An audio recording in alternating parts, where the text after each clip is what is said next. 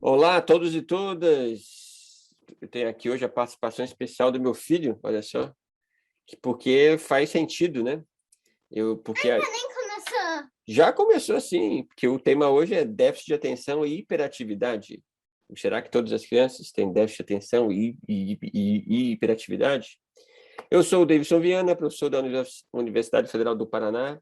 Estarei com vocês, com participação especial, falando deste tema hoje. Então vamos lá. Ainda nem tinha começado. Já começou, eles estão tudo ouvindo aí, você. Nem começou, não. Começou lá, a aula lá. Muito bem, pessoal. Então, qual é o conceito? Essa aqui é só escrito. É só escrito, mas eles estão assistindo a uma gravação, é verdade. Então, beleza. Então, qual é o conceito, né? O transtorno de déficit de atenção e hiperatividade é uma síndrome, tá? É uma síndrome que tem esses três componentes: desatenção, hiperatividade e impulsividade. Mas tem que ter esses três componentes que prejudicam o desenvolvimento pessoal, social, acadêmico da criança. E o TDAH é um dos transtornos mais superdiagnosticados que a gente tem hoje. É importante fazer a identificação, é de grande ajuda às crianças que têm déficit de atenção, mas a gente pode estar sendo iatrogênico se amplia muito esse espectro de identificação, considerando outras deficiências de aprendizagem que às vezes têm a ver com o contexto escolar e não com a criança em si. Mas vamos lá ver, né? Então, quais são os sinais e sintomas centrais do TDAH? A desatenção da criança, ela tende a aparecer quando a criança está envolvida em tarefas que necessitam, né, de vigilância, reação rápida, investigação visual, a atenção sistemática e constante. Impulsividade é quando a criança, né, tem um potencial para fazer as coisas sem pensar, com um desfecho negativo. E aí você fala, mas toda criança faz isso, né? Por isso que é complicado. E hiperatividade é quando a criança se envolve em uma atividade motora excessiva. Importante, esta questão, esses três sinais e sintomas, né? Para eu fazer esse diagnóstico, eu tenho que ter 6 ou mais sintomas desses, e que eu preciso que eles estejam presentes por mais de 6 meses, e que é importante também, talvez não está escrito aqui, ela tem que se comportar dessa maneira em vários ambientes. Então, se, por exemplo, assim, a criança na escola ela é desatenta, ela é irritada, ela é impulsiva, ela não consegue fazer as tarefas, ela é desatenta, mas em casa ela joga videogame, vence todas as fases, empina pipa, obedece os pais, cuida do irmão mais novo. Opa, então é uma mesma criança com comportamentos diferentes em dois lugares. Nesse caso, o problema está na escola e não na criança. O inverso é verdadeiro também, né? Uma criança que em casa os pais falam que grita, chora, que é impossível, que é desatenta, que é super irritada, mas na escola a criança não é assim, ou no centro de convivência que ela fica, ou na creche. Então, o problema está com a família, não é verdade? Então, é importante que ocorra em mais de um ambiente, né? Eles têm que estar presentes antes dos 12 anos de idade e têm que interferir na capacidade funcional na casa, na escola ou no trabalho, né? Então, quais são os sintomas de desatenção? A criança não presta atenção a detalhes, comete erros em trabalhos escolares e outras atividades, tem dificuldade de manter a atenção em tarefas na escola e durante jogos, não parece prestar atenção quando abordada diretamente, né?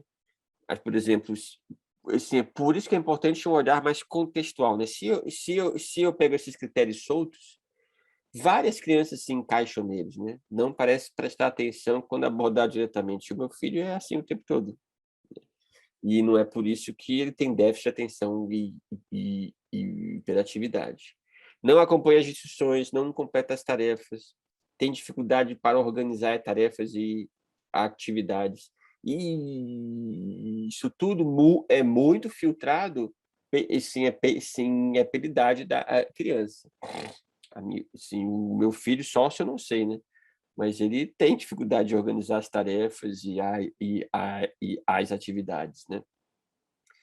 Evita, não gosta ou é relutante no envolvimento de tarefas, frequentemente perde objetos necessários para tarefas e atividades escolares. Opa, meu filho faz isso o tempo todo. Distrai-se facilmente, cheque. É esquecido nas atividades diárias, cheque. Então, então vejam que não basta eu apenas fazer cheque, cheque, cheque, cheque, cheque. Opa, TDAH. Eu tenho que ter uma história mais ampliada de, tá, isso tudo está acontecendo, mas como é que é a escola? Sim, sim, sim, quais são as práticas pedagógicas da escola? Como é que é a família? Como é que é a convivência na família? Os pais brigam, fazem uso de álcool, né? Sim, sim, sim, sim. Eles trabalham o dia todo e sim, ela fica sozinha com o irmão, é mais velha a maior parte do tempo. Então, eu tenho que entender o contexto para, por esses critérios, e às vezes relativizá-los à luz do contexto que a criança vive. Então, mas vamos seguir, porque é importante a gente saber quais eles são, né? E não segui-los à risca, mas segui-los eles nos ajudar a ter um foco de identificação, mas que seja sempre contextual. Ele movimenta ou torce as mãos e pés com frequência, frequentemente movimenta-se pela sala de aula em outros locais, corre, faz escaladas, com frequência excessiva, e quando esse tipo de atividade é inapropriado, olha só que coisa vaga, né? Mas quando que esse tipo de atividade é inapropriada para uma criança? Ah, não sei. Então é inapropriado para a gente, né? Mas a criança tem outra leitura de mundo, né? Tem dificuldade para brincar tranquilamente? Olha só, assim como o critério ele é vago. O que é dificuldade para brincar tranquilamente? Frequentemente movimentos, age como se estivesse ligada na tomada. Qual criança não está ligada na tomada? Costuma falar demais? Frequentemente responde às perguntas de modo abrupto? Frequentemente tem dificuldade para aguardar a sua vez? Bem, até eu tenho isso, viu? Mas tudo bem. Frequentemente interrompe os outros ou se intromete, né? Então, vejam, se eu tenho crianças que têm 6 desses critérios em cada uma dessas categorias, ok, isso é para acender o nosso sinal de alerta. É para acender o nosso sinal de alerta para a gente continuar a investigação, para a gente pedir um relato da escola, a gente conversar com a família, para a gente esperar um tempo antes de fazer um diagnóstico para ver se essa questão se repete, observar o nível de desenvolvimento da criança, porque muitas dessas questões são comportamentos próprios da infância normal.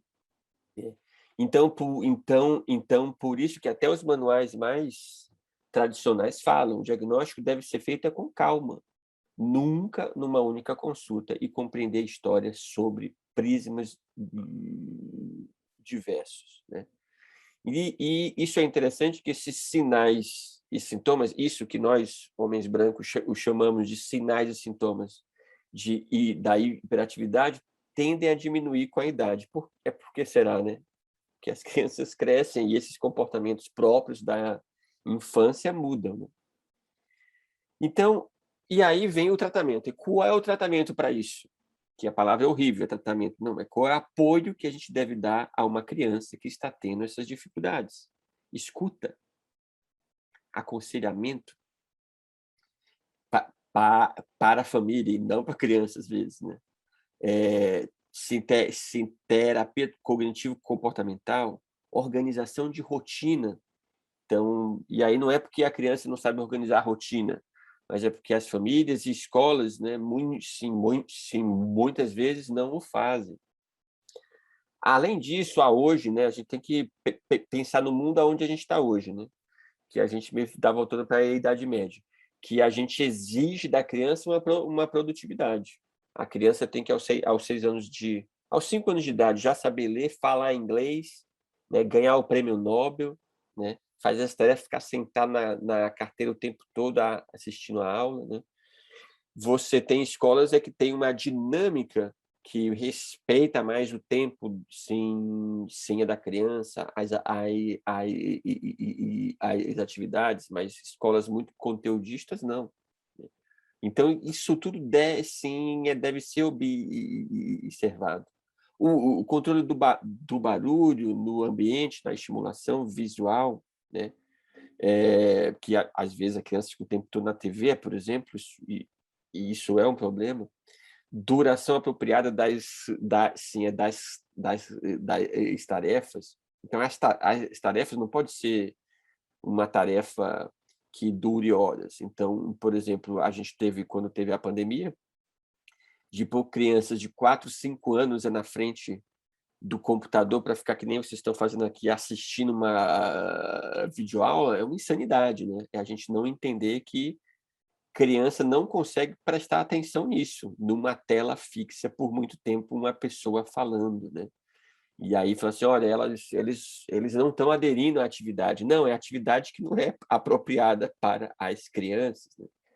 Então, sim, trabalhar com treinamento, com mentoria pedagógica, metodologias ativas, participativas, novidades, né? Isso é importante oferecer para a criança uma dinâmica com novidades, proximidade, acolhimento da família e um acolhimento também das queixas da escola, né? Não é porque a gente identifica, olha, na dureza da letra, essa criança não preenche critérios diagnósticos para TDAH. Não é por isso que eu vou culpabilizar a família e culpabilizar a escola e falar, é vocês que não estão conseguindo fazer nada. Não. Porque a gente está fazendo esses dois grupos irem procurar um outro profissional. Simples assim. A gente tem, na verdade, acolher essas queixas, ser compreensível com o sofrimento tanto da família quanto da escola, e nos colocarmos como proativos para ajudá-los a fazer essa reflexão, né? Então, várias vezes na atenção primária, a equipe de saúde ia na escola conversar com os professores, e aí ouviam dos professores que, puxa, há uma dificuldade estrutural aqui na escola, a gente não tem metodologia ativa. E aí a gente engata numa discussão filosófica mesmo, de, puxa, o que é que a gente precisa fazer? E será que a solução é essa? Mas como que a gente pode dar o apoio necessário para essa criança sem diagnosticá-la com um transtorno que tem uma dupla negatividade, né? É um transtorno de déficit. Mas ele é útil porque ele é útil porque se a gente não faz essa identificação, a gente corre o risco também de deixar essas crianças para o julgamento moral, né? Então, se eu não identifico que ela tem uma dificuldade de aprendizagem, de concentração, de atenção, independente se essa dificuldade é mais dela ou se é mais do ambiente, e é impossível fazer essa diferenciação, geralmente são as duas coisas juntas, né? Então, mas se eu não consigo fazer essa identificação, independente disso, o problema está lá, né?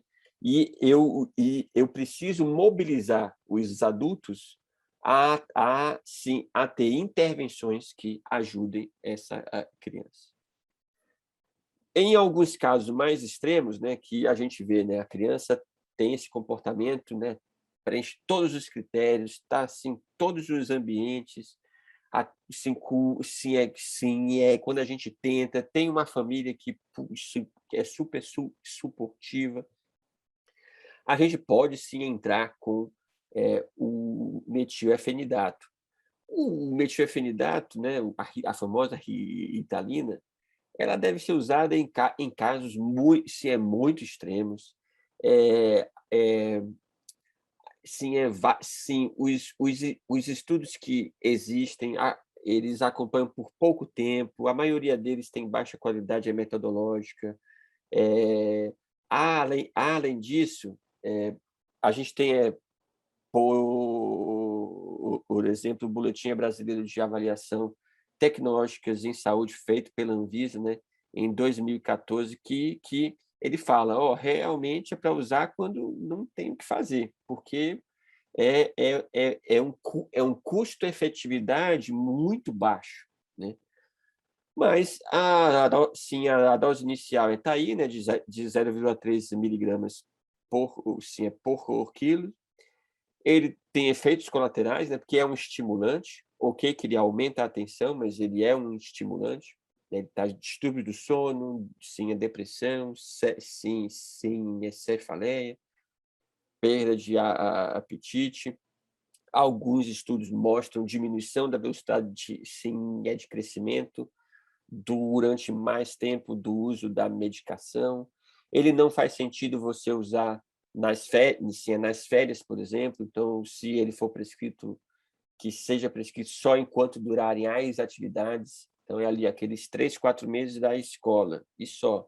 Né? Sim, nas férias não faz sentido usar. É interessante que essa é uma indicação oficial, né? Você utilizar por períodos curtos, muito ligados à atividade escolar.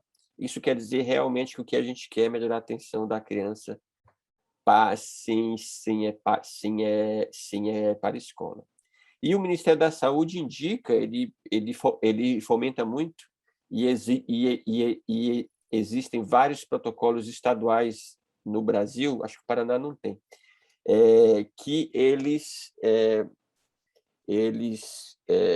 eles regulam, digamos assim, a dispensação de metilfenidato para prevenir a excessiva medicalização, né. Então, a gente coloca aqui, então é só para vocês verem aqui um exemplo, né, de um desses protocolos, só para lembrar que tem que controlar a curva de crescimento, mas assim, a estratégia mais efetiva é uma estratégia de apoio multiprofissional. Então, é isso que é o mais importante, pessoal. Manter encontros frequentes com a família, ter uma dose extra de paciência, incentivar os professores a elogiar o aluno quando consegue se comportar, fazer reforço positivo, né, e não fazer o reforço negativo. Você é mesmo um déficit, é um transtorno de déficit de atenção e hiperatividade, né. Isso é 4 vezes negativo para a pessoa. Deixar que o aluno se sente mais próximo ao professor, né, quando ele tem dificuldade, aos colegas mais afetivos, olhar muito a questão do bullying na escola, que piora, assim, esse comportamento, sim, é fazer roda de conversa as crianças com a temática do bullying, com os pais também, né. Evitar as janelas, portas e coisas que possam distraí-los, evitar o celular em sala de aula. A gente sabe que tem os pais com a criança com 8, 9 anos, está todo mundo com o celular já. Deixar as regras claras, explícitas e visíveis. Estabelecer, falar com a criança olho no olho, na mesma altura, falar baixo, de forma clara, sem gritar, sem brigar. As crianças entendem que a forma de fala é o conteúdo. Então, se você fala uma coisa boa gritando, a criança vai entender que é uma briga. Quem tem filho pequeno aqui sabe do que eu estou falando, né? Então, a gente tem que falar de forma baixa, clara e sempre gentil e afetuosa, se é mesmo quando estiver chamando a atenção de alguma coisa. Dar orientações curtas e claras, né? Você fazer grandes teorias para grandes explicações. Eu não presto atenção, nas explicações gigantescas do meu chefe, né? Ele ficar falando, eu fico imaginando outra coisa. Então a gente tem que fazer falas curtas e bem objetivas, sem palavras difíceis e com a criança. Sim, olha só, gente, o tanto de coisa que a gente pode fazer antes de sair medicando. Sim, dividir as tarefas complexas com orientações simples, esperar pela resposta do aluno. Cada um tem o seu tempo, né? A gente está falando de crianças. Repetir as ordens sempre que necessário, que às vezes não é possível quando o professor está com depressão também, né? E fica irritado, e aí briga com todo mundo. Ensinar o aluno a usar a agenda, a se programar, alternar métodos de ensino, evitar aulas repetitivas, iguais as nossas aqui, que é sempre a mesma coisa, né? Um vídeo, um atrás do outro. Deixar o aluno ser o ajudante do professor, deixar o aluno sair por instantes na sala de aula, principalmente se a sala tem aquele esquema de carteira uma atrás da outra. Possibilitar o uso de equipamentos eletrônicos multimídia, mas sempre combinado com o aluno em horários específicos e com regras bem claras. Certo, pessoal? Essa é a abordagem do transtorno de déficit de atenção e hiperatividade, e abordagem para todas as crianças, né? Essa abordagem mais ampla, não farmacológica, que estão com dificuldade de aprendizado nesse nosso mundo, que é cada vez mais difícil aprender alguma coisa. Ok? Um grande abraço e até.